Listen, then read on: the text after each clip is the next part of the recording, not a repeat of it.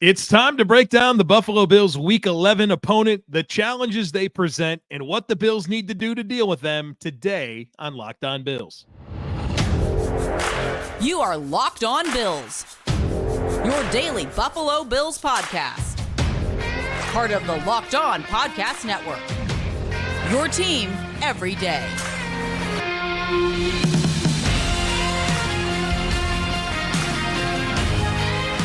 What's up, Bills Mafia? It's Joe Marino, author of Go Bills and Buffalo's Run, also the co-host of the Locked On NFL Scouting Podcast, and I'm your host of Locked On Bills.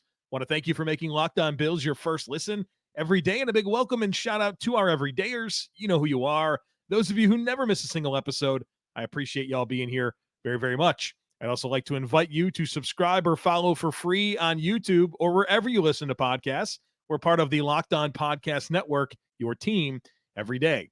This episode is brought to you by PrizePicks, the easiest and most exciting way to play daily fantasy sports. Go to prizepicks.com/LockedOnNFL and use code LockedOnNFL for a first deposit match up to $100. Well, folks, you know the drill. It's time for our full breakdown of the Bills' next game against the Jets. We'll work through the nuts and bolts of the matchup, talk about Zack Wilson, Robert Saleh, the Bills' offense against the Jets' defense, the Bills' defense against the Jets' offense, special teams, the whole works here. So let's get into it. The nuts and bolts. The Bills are back at home in Week 11 to host the Jets. And here's what's interesting about this game. It's the first and only time this season that the Bills play back-to-back games at Highmark Stadium. Take that for what you will. The game will be played on Sunday, November 19th at 4:25 p.m. Eastern Time at Highmark Stadium in Orchard Park, New York. The game will be broadcasted on CBS, and the Bills get the top crew for CBS. Jim Nantz on the play-by-play, Tony Romo, the game analyst, and Tracy Wolfson, the sideline reporter. This will be the 127th all-time meeting between the Bills and Jets. The Bills hold a record of 68-58 all-time against the Jets. Of course, the last meeting was earlier this year. Week 1, a Jets win 22-16 in overtime. The Bills led by 10 with 6 minutes left in the third quarter, and they lost the game courtesy of 4 Josh Allen turnovers. The Bills enter this game 5-5. The Jets are 4-5. The Jets' 4 wins came against the Bills, Broncos, Eagles, and Giants. Their losses came to the Cowboys, Patriots, Chiefs, Chargers, and Raiders. Head coach of the Jets is Robert Saleh, 44 years old. He's in his third season as the Jets head coach. His first year, they went 4-13. His second season, they went 7-10, 4-5 so far this year for an overall record of 15-28. Of course, prior to being the Jets head coach, had a very successful run as the 49ers defensive coordinator from 2017 through 2020.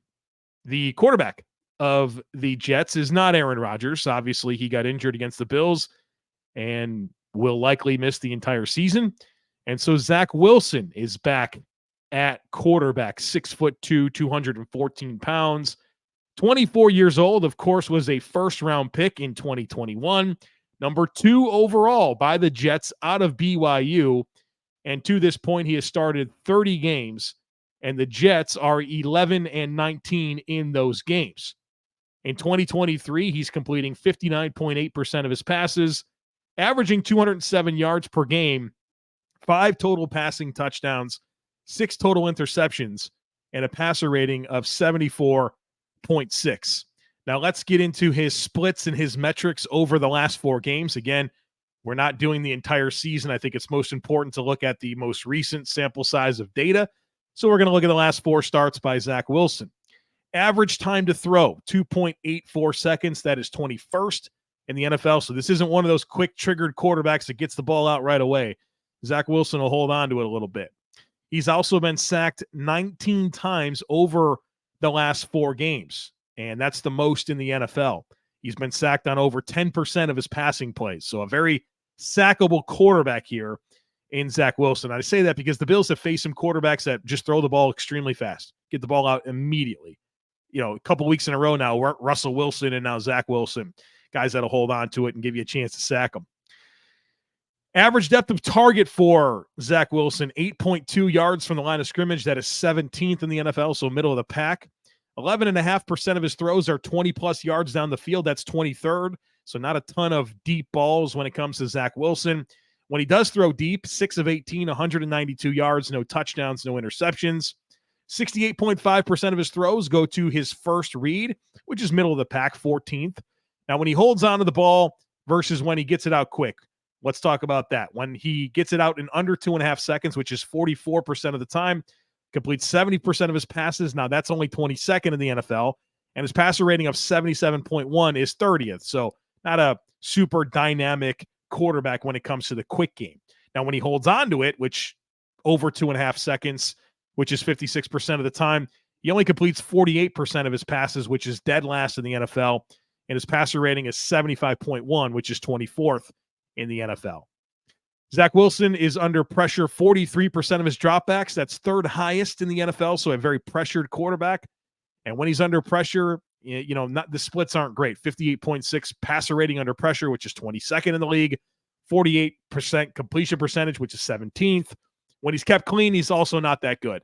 Passer rating of 85.1, which is 25th, and a completion percentage of 64.1, which is 30th out of 32. Play action, not a big part of what they do, only 18% of the time. That's 28th in the league in terms of frequency. He has a pretty decent passer rating, 94.6 with play action, which, look, in relative to play action passer rating, that's only 19th. But when you consider the guy's total passer rating this year is 74.6, and he's like 20 points higher with play action.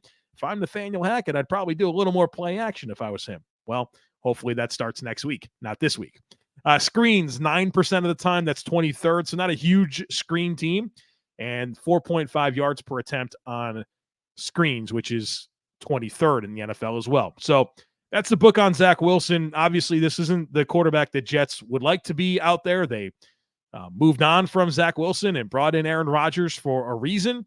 And, of course, that only lasted a few plays. So they had to turn to Zack Wilson, who I guess in some areas is having his best season. It's the best completion percentage, the best yards per game, the lowest interception percentage. Like, there's growth, I guess, but the bar was real low. You're not looking at this player as a statistically great player. Now, the challenge is really the last two times you played Zack Wilson, he beat you, right? I mean, no, he didn't start week one, but he played, almost that entire game. And of course, the game before that, they beat you twice with Zack Wilson at quarterback. So you can minimize this quarterback all you want, and rightfully so. He's not one of the better quarterbacks in the league. I think he's probably, bottom 8 starter in the league. But you've lost to him the last two times he played extensively. And so you got to keep that in mind as you get ready for this game. And, you shouldn't take anyone lightly. This Bills team at 5-5 with losses to the Jets and the Patriots and the Broncos at home. There's nothing you can take for granted ever, especially under the circumstances of 2023. All right, we're going to take a deeper look into the offensive side of the ball for the Jets and what's going on there. So stick with me. But I got to tell you about PrizePicks. PrizePicks is the funnest, most exciting, easiest way to play daily fantasy sports. The format is incredible. Here's the deal. It's just you against the numbers. It's not you against thousands of other players, including pros, including sharks. It's just you against numbers. Here's what you do. You select 2 or more players, you pick more or less on their projected stats, and you place your entry. That's it. Doesn't take long. You can make an entry in under a minute, and then when you win, the withdrawals are super quick. I love all these sports right now. I love them even more when I have a PrizePicks entry going into a slate of games. It just makes it that much more exciting. So go to prizepicks.com/LockedOnNFL and use code LockedOnNFL for a first deposit match up to $100. Again, that's prizepicks.com/LockedOnNFL and use code LockedOnNFL for a first deposit match up to $100. PrizePicks, daily fantasy sports made easy. The offensive coordinator for the Jets is Nathaniel Hackett, 43 years old, first season as the Jets offensive coordinator. Of course, he was Denver's head coach last year. That didn't go well. And then he was Aaron Rodgers' offensive coordinator with the Packers for a few years. And, of course, that's the reason he's there, right? It's for Aaron Rodgers. Well, that lasted all of a handful of plays. And so, of course, he continues the operation with Zack Wilson. Here's how things are going. They average 16 points per game, which is 30th in the NFL. I think they've scored 3 touchdowns in the last 5 games. Not a great scoring offense. They average 4.7 yards per pass. That's 30th. 4.7 yards per rush, which is actually pretty good. That's 4th. 11.9% turnover percentage, which is middle of the pack, 16th. And they score 28.4% of drives, which is 30th. 25% third down conversion rate. That's terrible. That's dead last, 32. And their red zone touchdown percentage is 23%, which is also dead last. So not a team that moves the sticks, not a team that scores when they get to the red zone. They don't score a lot of points in general. And so he's not a very good offense, right? I don't have to, the numbers speak for itself. They're not a good offense. Wide receivers. Let's talk about the personnel. They got a great wide receiver one, Garrett Wilson, super good player. Second year, was the offensive rookie of the year last year. Dynamic route runner, good with the ball in his hands, good speed. He's a stud. He's their number one guy. I think he's their best offensive player.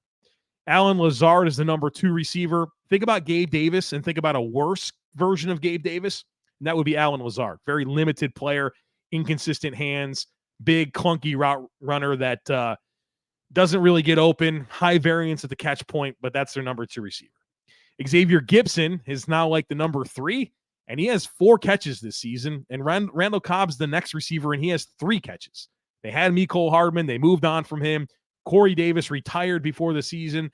Their receiver situation outside of Garrett Wilson is not good. At tight end, Tyler Conklin is their starting tight end, and he's their number 2 option in this passing game. Pretty solid tight end, but you'd like for him to be probably your 3rd or 4th option in the passing game with a better number 2 receiver. And then CG Uzoma, who's been a disaster for them this year, is the number 2 tight end. At running back, Breece Hall and Dalvin Cook. Let's talk about that running back tandem, because there's a lot of thoughts like earlier this season about the Bills really kind of missing the mark and not drafting Breece Hall. Breece Hall's not having a great season, and neither is Dalvin Cook. Breece Hall has had 2 big games. The one, of course, against the Bills. We had 127 rushing yards, keeping in mind that 83 of those 127 came on 1 carry, and that was because the Bills were misaligned. They ran 3 tight ends to one side. The Bills didn't shift or adjust, and they got gashed for 83 yards. He had 177 against Denver. In the other 7 games, Breece Hall has had 9 yards, 18 yards, 56, 39, 17, 50, and 28. And I know the offensive line hasn't been good, but I think you could pump the brakes on the Breece Hall love and any idea that the Bills really missed out by not picking him in the first round and waiting and picking James Cook. I'd rather have James Cook. And then Dalvin Cook has just been a non-factor for this team. Like, that was such an overrated thing. If you watched Dalvin Cook last year with the Vikings, you knew, like, he had missed. He's missing what made him great in previous seasons. And I can't believe that the Jets gave him the contract that they did, that there were other teams that were involved. Like, he's cooked. He's cooked. And so a lot of overhype for that running back situation. I know that, again, Aaron Rodgers in a healthy offensive line, this might be a different conversation, but this running back tandem isn't what people thought it was going to be starting this season. Targets for the receivers. Well, real quick on the carries, 107 carries this year for Breece Hall, 47 for Dalvin Cook. That's their breakdown. So kind of a 2-for-1 deal there. Targets distribution this year, 55 targets for Garrett Wilson. Then it's 33 for Tyler Conklin. Then it's 26 for Breece Hall, 20 for Allen Lazard, and 10 for Dalvin Cook. So when they throw the ball, it's going to Garrett Wilson. And if not, it's going to Tyler Conklin. And if not, it's going to Breece Hall. Like, it's a pretty defined order here of who they want to get the football to. Now, their offensive line is an interesting situation. They've got injuries here, and they've got a potential for Dwayne Brown to play. He practiced in full earlier this week, and they opened up like a 21-day window for him to return. I think they have until next week to decide on bringing him back. I don't know if he's going to play in this game or not, but if he does, that probably shifts a couple of things. So let's operate as if he's not going to play because he has not been activated. Their left tackle has been Mekhi Becton. Has been really missed the last 2 seasons, was a first-round pick, playing left tackle. Like, he's been available and played. I don't think he's been great. But at least he's been available, which is more than he could say the previous 2 seasons. Their left guard is Lincoln Tomlinson, and I have some friends that are Jets fans, and they complain a lot about Laken Tomlinson, a big free agent signee from the 49ers a couple of years ago. I thought he got a lot better last year, and looks like this year kind of more of the struggles that you saw earlier in 2022. Their center, Joe Tippmann, player I like a lot, rookie out of Wisconsin. I think he's going to be a good player for them, but he's a rookie who's clearly still finding his way. Their right guard, Xavier Newman. I don't anticipate that's not a starting caliber player. You know, they're down Elijah Vera Tucker. They're down other players, Billy Turner as well. And he had to start the last game out of necessity. I'm thinking if Dwayne Brown is available, some type of musical chairs happens here so that Xavier Newman's not starting at right guard. The right tackle has been Max Mitchell, who I think is a below average player, more of a backup type. Studied him out of Louisiana Lafayette, never was a big fan. And so what has happened in the past when Dwayne Brown has been available, Becton has played right tackle, and that happened for like 101 snaps so far this year. So I'm curious what the Dwayne Brown domino effect is, and if it's just him to left tackle, Becton to right tackle, but you feel like they'd want to do something about getting Newman out of this lineup. So we'll stay tuned there. So what are my keys for the Bills on defense against this Jets offense? Number one is win the line of scrimmage. Win the line of scrimmage. Your defensive line should be able to really dictate terms up front. You should be able to play on the other side of the line of scrimmage against the run. You should be able to affect Zack Wilson with your pass rush. You should be able to win matchups. Your defensive line talent is superior to the Jets' offensive line talent, and that needs to show up on Sunday. I mean, there's been too many times where I felt like that was the case for the Bills, and they didn't necessarily take advantage of it. They need to take advantage of it this week. That's number one. Number two is don't get gashed in the run game. You know, I think for as inconsistent as the Jets have been running the football, man, they've had some good performances against you. Going back to week one, you gave up some big explosive runs. Going back to last year at Michael Carter, the Bills made Michael Carter look like he was Barry Sanders in his prime. Now, the Jets recently cut Michael Carter, so he won't be a factor. But I'm just saying, like, there's been running back success for the Jets against you. Stop it. Don't get gashed in the run game against the Jets. And then number three is Garrett Wilson. The best player they have on offense is Garrett Wilson, who I think is a budding star and emerging as one of the better receivers in the league. Now, I'm sure Garrett Wilson would love to have not Zack Wilson throwing him the football so he can have even more production, but he's still their guy. He's a route runner. He's got speed. And that's got to be your primary deal on defense when it comes to your coverage. Take care of Garrett Wilson. Who are they going to lean on? Alan Lazard, Xavier Gibson, Tyler Conklin? You got to deal with Garrett Wilson. So win the line of scrimmage. Don't get cashed in the run game. And take care of Garrett Wilson, because that's the guy that can really be the problem when it comes to this Jets offense. Folks, I'm not going to lie to you. I am obsessed with DoorDash. The convenience is simply unmatched. We're all busy, right? We're all trying to figure out when we're going to get to the grocery store, or when we're going to have time to make dinner, or what's for dinner. Well, you don't have to worry about that, because DoorDash will bring you groceries right to your front door. They'll bring you dinner. They'll bring you something from the gas station. Let's say you want a Milky Way and an energy bar or a Gatorade, whatever you want, they'll bring it right to you, to your front door. It's unbelievable convenience. And I especially love getting food from my favorite local restaurants. I actually ordered Mexican last night from El Vallarta right down the street here. Great tacos. I love their salsa. It's like a spicy salsa with a lot of cilantro in it. Super good. Love getting it. And I love that I can get, a lot of my favorite local restaurants, whether it's Rosario's, my Italian spot, Smoke Pit's, my spot for barbecue. They bring it right to your front door. And I love that. And I love the consistency. When you get groceries, they bring it to you just like you picked it up off the shelf. So stop worrying about what's for dinner. Stop worrying about what you're going to snack on. Stop worrying about when you're going to have time to get to the grocery store. Let DoorDash handle that for you.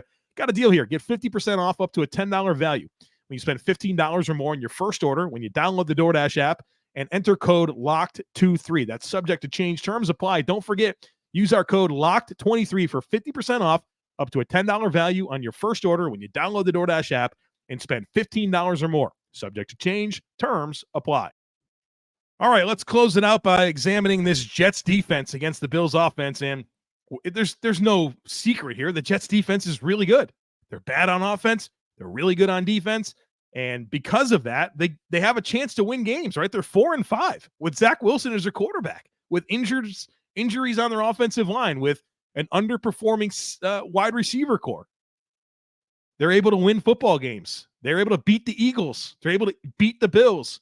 They played a real close game against the Chiefs.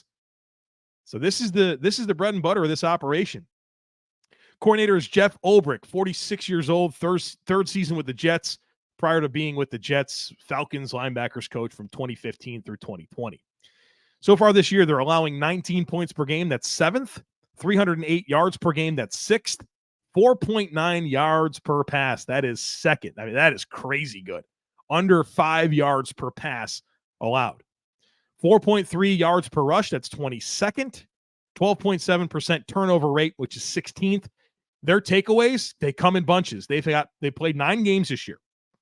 4 games with 0 takeaways. And they have 2 or more in the other 5, including 2 4 takeaway games this year already. And they had 3 in the other. So their takeaways come in bunches.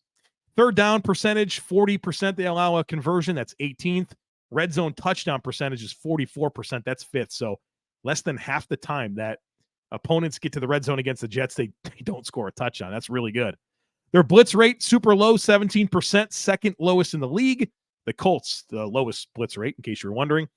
They have the highest pressure rate, which is 30%. So the second lowest blitz rate, highest pressure rate. That's a good recipe for defense. When you can rush 4 and affect the quarterback and keep 7 in coverage, you're going to be good on defense. Their sack rate is 8.1%, which is 9th. Let's talk about this personnel. They got a deep group of edge rushers, and I really like this group. John Franklin Myers is one of their key players up front, and he gave Spencer Brown some problems in week 1. Jermaine Johnson, first-round pick from last year, has really, really emerged this year and is playing good football, making impact plays. Bryce Huff, one of the best rush specialists in the division, in my opinion. Like, you think about that Josh Uche type player. Bryce Huff has that, a lot of burst, a lot of bend, and he's giving the Bills some trouble. Michael Clemens is a second-year player with a lot of skill, and then they still, like, Carl Lawson plays like 10 snaps. Like, that's how good this edge group is. Carl Lawson as the 5th guy, that's a heck of a 5th defensive end. And you talk about depth at edge, that's about as good as it gets. Their defensive tackle situation. Quinnen Williams, you know about this guy, one of the premier defensive tackles in all of football. Super disruptive, hard to deal with. Makes plays. Now, Al Woods was his running mate, and that's more of a traditional nose tackle. So guess who their new nose tackle is? Quentin Jefferson, right? You know Quentin Jefferson, he played for the Bills. He's a athletic, penetration-style player. Asking him to play the nose, not necessarily a best spot for him. And their run defense has severely suffered because of that. Stay tuned there. The depth there, Solomon Thomas, kind of a defensive end body that plays inside. And then Tanzel Smart, who is kind of their Al Woods replacement. He's bounced around. I think he's been on literally every team in the league as a developmental defensive tackle. Not a good player. Their linebackers, this might be the best. I'll pump the brakes because the 49ers have Fred Warner and Dre Greenlaw, but C.J. Mosley and Quincy Williams, this linebacker duo that the Jets have, man, it's top tier. It's premier stuff. These guys are awesome. Quincy Williams has really emerged as an impact linebacker, great in coverage, fast, physical, just making impact plays. And C.J. Mosley is playing at an extremely high level. For as bad as his start to his tenure came with the Jets and how big that contract was, what he's done over the last 2 seasons is right back to elite level play, especially this year. Those guys are awesome. So you think about what they can do in coverage, what they can do downhill, they're a problem. Cornerbacks, best pair of corners in the league, Sauce Gardner, DJ Reed, they're awesome. They play great complementary football to each other. I like the skill sets, right? You got one guy in Sauce that's long and gangly and can play in zone, and DJ Reed's a smaller guy that a little bit twitchier. Their slot player, Michael Carter, he's a stud. It's a great trio of corners. At safety, Jordan Whitehead, remember him, 3 interceptions against the Bills in week 1. I'm not sure he's had another interception this season, but and I've always thought of Jordan Whitehead as more of a good tackler, downhill player, but certainly proved against the Bills he can make plays in coverage. And Tony Adams, the other starter there, They had an injury earlier in the offseason, and Tony Adams has stepped in quite well for them opposite of Jordan White, just kind of filling into this defense, a very assignment-driven defense. They're disciplined. They affect quarterbacks with 4 rushers, make plays on the ball. They're good. They're really good. And obviously we know the Bills have had a lot of trouble with this defense. Even when the Bills' offense is clicking, they're having trouble with the Jets. So we'll see how Joe Brady and company can impact things this time around.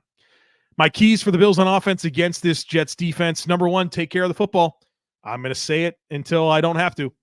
Take care of the football. You take care of the football, you got a chance to win football games. You do.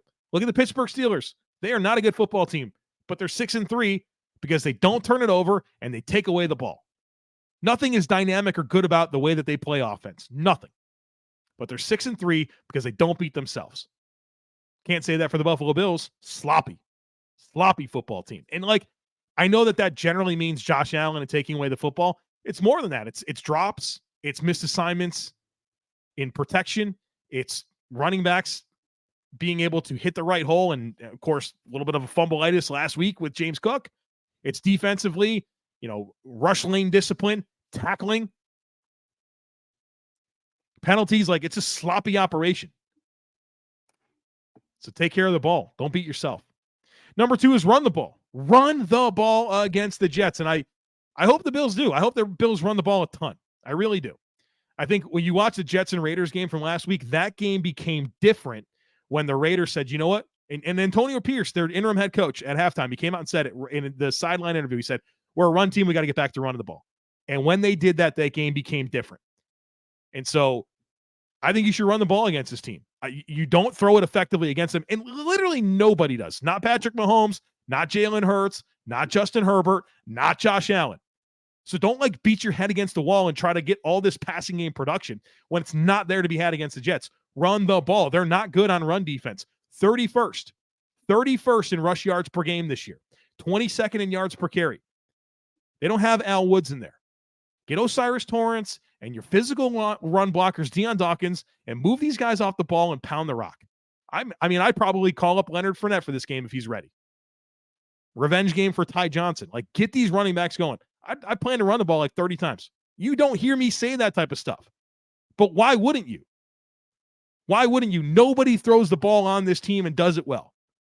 And you certainly haven't been able to do it. Now, you don't just throw the ball 10 or 15 times. I want there to be a passing element to this team. But I think their best chance on Sunday to have good, efficient offensive output is to lean in the rushing offense and then get the play action game going off of that. And then number 3 is pass protection, right? They got rushers. Quinnen Williams, John Franco Myers, Jermaine Johnson, Bryce Huff, Quentin Jefferson. Those are all good rushers. And you got to figure out your protection schemes. And the Bills' protection schemes have been really good this year. But this is a different challenge because they don't really send pressure and they can win one-on-ones. And so you have to be pretty selective on who you help. What are your priorities? What are your weak links on your offensive line in terms of pass protection? Lately, it's been more Osiris Torrance, a little bit of Spencer Brown. And how do you help that right side a little bit while still being able to handle what you need to handle elsewhere? So good protection schemes are going to be critical. Recapping here. Take care of the ball, run the ball, pass protection. Special teams real quick. Greg Zuerlein, their kicker. He's having a great year out of nowhere. 35 years old. He was low 80% field goal made the last 3 seasons. So far this year, he's 22 of 23. His only miss was beyond 50, and he's hit 2 beyond 50. He's been unbelievable. Their punter is Thomas Morstead. He's an older punter, but I have so much respect for him. I think he's one of the best consistent punters in the game. His ability to pin teams deep, his ability to get good hang time, really mitigate return opportunities. He's as good as it gets. I think he's a big reason why their script, the Jet script of football, can get you to 4-5 despite what they have on offense. They can win some field position because they have Thomas Morstead. Their punt returner is Xavier Gibson. He returned a punt against you for a touchdown that lost you a game earlier this year. Let's just not mess with that guy. And not that he's been super effective otherwise this year, but I don't know. The Bills' punt coverage units have been shaky this year, and I don't have much of an appetite to mess around with that. So get fair catches and live with it. I think that's your best path. All right, so there you have it. Bills versus Jets Sunday afternoon, 4:25 kick. My keys, my breakdown, here it is for you. I hope you enjoyed. Got another conversation coming for you this week where I'm going to deliver my final thoughts, and I'm going to spend a lot of time in my final thoughts talking about Joe Brady, expectations for the offense over the last 7 games, some bigger picture concerns that I have for the football team. That's going to come in the next conversation in addition to Dr. Kyle Trimble of Banged Up Bills and my predictions. So don't miss anything. Make sure that you're subscribed. Would love it if you took a second to rate, review, and share the podcast. Have a great rest of your day. Go Bills, and I look forward to catching up with you again tomorrow.